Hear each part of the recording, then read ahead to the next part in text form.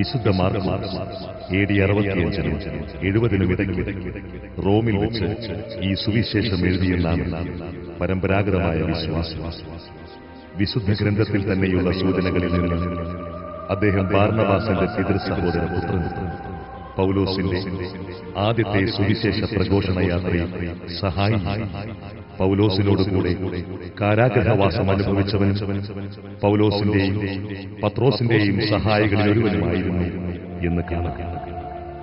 പലസ്തീനക്കാരനല്ലാത്ത വിജാതീയ ക്രിസ്ത്യാനികൾക്ക് വേണ്ടിയാണ് ഈ സുവിശേഷം എഴുതപ്പെട്ടത്. ക്രിസ്തുവും മനുഷ്യപുത്രനും ദൈവസുതനുമായ യേശുവിന്റെ ആത്മാവിഷ്കരണം അതിന് അവിടുത്തെ ആദി ശിഷ്യർ നൽകിയതും ഭാവി ശിഷ്യർ നൽകേണ്ടതുമായ പ്രതികരണവും ഇതുൾക്കൊള്ളുന്നു. ഈ സുവിശേഷ ശ്രവണം നമ്മുടെ ഹൃദയങ്ങളിൽ ആത്മീയ സന്തോഷവും പകരട്ടെ.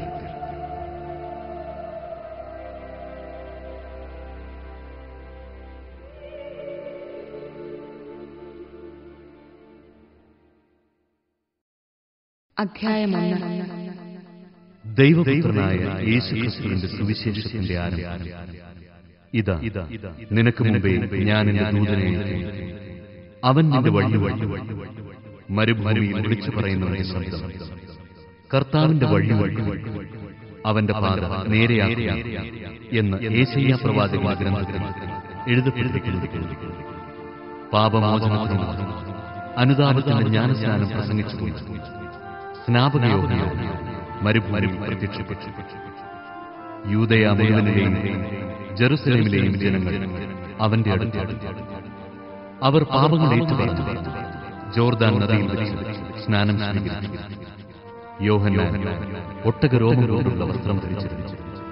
അരയിൽ തോൽപ്പുക ചുറ്റിയിരുന്നു. വെട്ടുക്കിളിയും കാട്ടുതേനുമായും അവന്റെ പക്ഷം.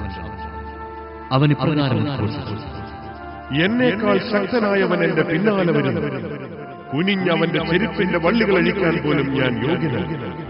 ഞാൻ നിങ്ങൾക്ക് ജലം കൊണ്ടുള്ള സ്നാനം നൽകും, അവനോ പരിശുദ്ധാത്മാവിനാൽ നിങ്ങൾക്ക് സ്നാനം നൽകും. അന്നൊരിക്കൽ യേശു ഗലീലയിലെ നസറത്തിൽ നിന്ന് വന്നു ജോർദാനിൽ വെച്ച് യോഹന്നാനിൽ നിന്ന് സ്നാനം സ്വീകരിച്ചു.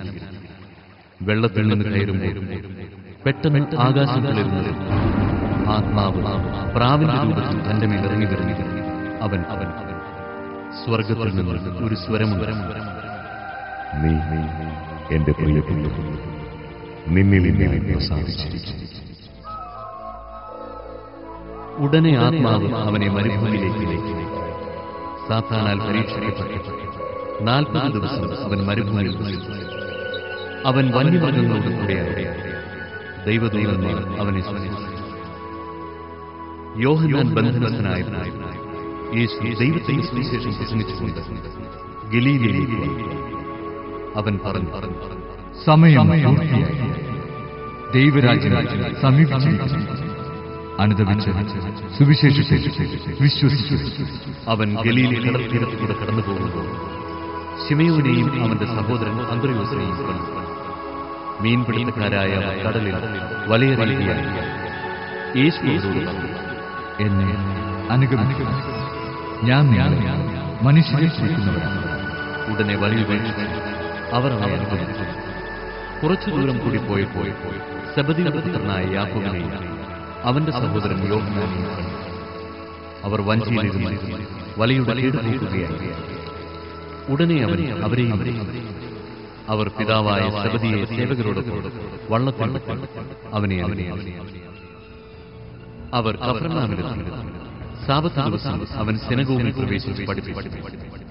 അവന്റെ പ്രബോധനത്തിൽ അവർ വിസ്മയഭരിതരായി. കാരണം നിയമജ്ഞരെ പോലെയല്ല, അധികാരമുള്ളവനെ പോലെയാണ് അവൻ പഠിപ്പിച്ചത്. അശുദ്ധാത്മാവ് ബാധിച്ച ഒരുവൻ അവിടെ ഉണ്ടായി. അവൻ അലറി: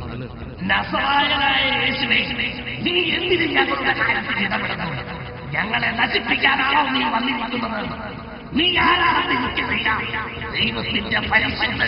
യേശു അവനെ ശാസിച്ചു: നിശബ്ദനായിരിക്കുക, അവനെ വിട്ട് നീ പുറത്തു വരിക.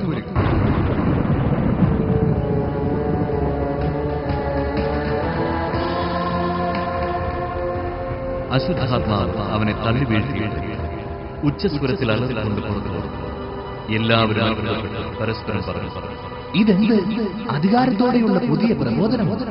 അശുദ്ധാത്മാക്കളോട് പോലും അവൻ ആജ്ഞാപിക്കുന്നു, അവ അനുസരിക്കുകയും ചെയ്യുന്നു. അവന്റെ പ്രശസ്തി ഗലീലയുടെ സമീപ പ്രദേശങ്ങളിലെല്ലാം പെട്ടെന്ന് വ്യാപിച്ചു. യേശു സിനഗോഗിൽ നിന്ന് ഇറങ്ങി യാക്കോബിനോടും യോഹന്നാനോടും കൂടി ശിമയോന്റെയും അന്ത്രയോസിന്റെയും ഭവനത്തിലെത്തി. ശിമയോന്റെ അമ്മായിയമ്മായി പനി പിടിച്ചു കിടപ്പായി. അവളുടെ കാര്യം അവർ അവനോട് പറഞ്ഞു. അവൻ അടുത്ത് ചെന്ന് അവളെ കൈക്ക് പിടിച്ചിരുന്നില്ല. പനി അവളെ വിട്ടുമാറി. അവൾ അവരെ ശുശ്രൂഷിച്ചു. അന്ന് വൈകുന്നേരം സൂര്യാസ്തമയമായ രോഗികളും പിശാചുബാധിതരുമായ എല്ലാവരെയും അവർ അവന്റെ അടുത്തുകൊണ്ടു. നഗരവാസികളെല്ലാം വാതിൽ വാതിൽ മേടിച്ചു. വിവിധ രോഗങ്ങൾ ബാധിച്ചിരുന്നു വളരെ പേരെ അവൻ സുഖപ്പെടുത്തി. അനേകം പിശാചുക്കളെ പുറത്താക്കി. പിശാചുക്കൾ തന്നെ അറിഞ്ഞിരുന്നതുകൊണ്ട് സംസാരിക്കാൻ അവരെ അവൻ അനുവദിച്ചു. അതിരാവിലെ അവൻ ഉണർന്നു ഒരു വിജന സ്ഥലത്തേക്ക് എത്തി. അവിടെ അവൻ പ്രാർത്ഥിച്ചു. ശിമയോനും കൂടി ഉണ്ടായിരുന്നായിരുന്നു. അവനെ തേടി കണ്ടെത്തിയപ്പോൾ അവർ പറഞ്ഞു, എല്ലാവരും നിന്നെ അന്വേഷിക്കുന്നു. അവൻ നമുക്ക് അടുത്ത പട്ടണങ്ങളിലേക്ക് പോകാം. അവിടെയും എനിക്ക് പ്രസംഗിക്കേണ്ടിയിരിക്കുന്നു. അതിനാണ് ഞാൻ വന്നിരിക്കുന്നത്. സിനഗോഗുകളിൽ പ്രസംഗിച്ചുകൊണ്ട് പിശാചുക്കളെ പുറത്താക്കിക്കൊണ്ട് അവൻ ഗലീലയിലുടനീളം സഞ്ചരിച്ചു. ഒരു കുഷ്ഠരോഗി അവന്റെ അടുത്ത് മുട്ടുകുത്തി അപേക്ഷിച്ചു. എന്നെ ശുദ്ധനാക്കാൻ അവൻ കരുണ തോന്നി കൈനീട്ടി അവനെ സ്പർശിച്ചുകൊണ്ട് പറഞ്ഞു, എനിക്ക് മനസ്സ് നിനക്ക് ശക്തിയുണ്ടാകട്ടെ.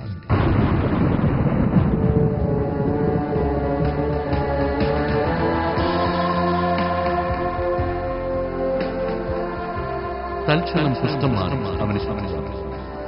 യേശു അവനെ കർശനമായി താക്കീത് ചെയ്ത് പറഞ്ഞു, നീ ഇതേപ്പറ്റി ആരോടും സംസാരിക്കാതിരിക്കുക. എന്നാൽ പോയി പുരോഹിതന് നിന്നെ തന്നെ കാണിച്ചു മോശയുടെ കൽപ്പനയനുസരിച്ച് ജനങ്ങൾക്ക് സാക്ഷ്യത്തിനായി ശുദ്ധീകരണ കാഴ്ചകൾ സമർപ്പിക്കുകയും ചെയ്യുക.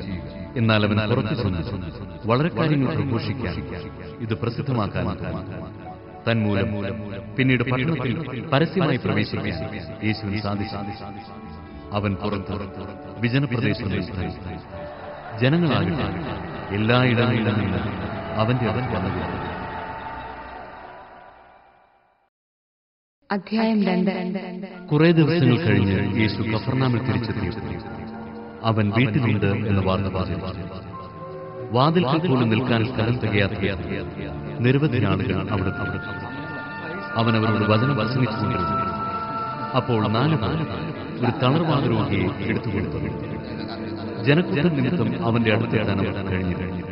അതിനാൽ അവൻ ഇരുന്ന സ്ഥലത്തിന്റെ മേൽക്കൂരയിൽ വെച്ച് തളർവാദ രോഗിയെ അവർ കിടക്കയോടെ താഴോട്ടായി. അവരുടെ വിശ്വാസം കണ്ട് യേശു തളർവാദ രോഗിയോട് പറഞ്ഞു, മകനെ, നിന്റെ പാപങ്ങൾ ക്ഷമിക്കപ്പെട്ടിരിക്കുന്നു. നിയമജ്ഞരിൽ ചിലർ അവിടെ ഇരിപ്പുണ്ടായിരുന്നു. അവർ ചിന്തിച്ചു, എന്തുകൊണ്ടാണ് ഇവൻ ഇപ്രകാരം സംസാരിക്കുന്നത്? ഇവൻ ദൈവദൂഷണം പറയുന്നു. ദൈവത്തിനല്ലാതെ മറ്റാർക്കാണ് പാപം ക്ഷമിക്കാൻ സാധിക്കുക? അവർ ഇപ്രകാരം വിചാരിക്കാനും മനസ്സിലാക്കി. യേശു അവരോട് ചോദിച്ചു, എന്തുകൊണ്ടാണ് നിങ്ങൾ ഇങ്ങനെ ചിന്തിക്കുന്നത്? ഏതാണ് തളർവാദ രോഗിയോട് നിന്റെ പാപങ്ങൾ ക്ഷമിക്കപ്പെട്ടിരിക്കുന്നു എന്ന് പറയുന്നത്? എഴുന്നേറ്റ് നിന്റെ കിടക്കയും എടുത്ത് നടക്കുക എന്ന് പറയുന്നു.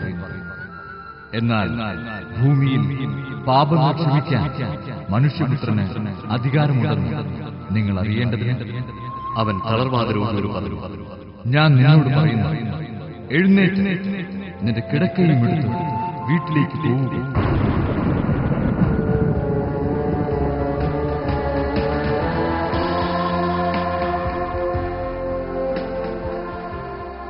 തൽക്ഷണം അവൻ എഴുന്നേറ്റ് കിടക്കയും എടുത്തു എല്ലാവരും കാണി പുറത്തേക്ക്. എല്ലാവരും വിസ്മയിച്ചു. ഇതുപോലും ഞങ്ങൾ ഒരിക്കലും കണ്ടിട്ടില്ല എന്ന് പറഞ്ഞു. അവർ ദൈവത്തെ മുഖത്തെടുത്തു. യേശു വീണ്ടും കടൽ തീരത്തേക്ക്. ജനക്കൂട്ടം അവന്റെ അടുത്ത്. അവൻ അവരെ പഠിപ്പിച്ചു. അവൻ കടന്നുപോയപ്പോൾ ഹൽപ്പയുടെ പുത്രനായ ലേവി ചുങ്കസ്ഥലത്ത് ഇരിക്കുന്നത് കണ്ട് അവനോട് എന്നെ അനുഗമിക്കുക. അവൻ എഴുന്നേറ്റ് യേശുവിനെ അനുഗമിച്ചു. അവൻ ലേവിയുടെ ഭവനത്തിൽ ഭക്ഷണത്തിലിരിക്കുമ്പോൾ അനേകം ചുങ്കക്കാരും പാപികളും അവന്റെയും ശിഷ്യരുടെയും കൂടെയില്ലേ? കാരണം അവനെ അനുഗമിച്ചവർ നിരവധിയാണ്.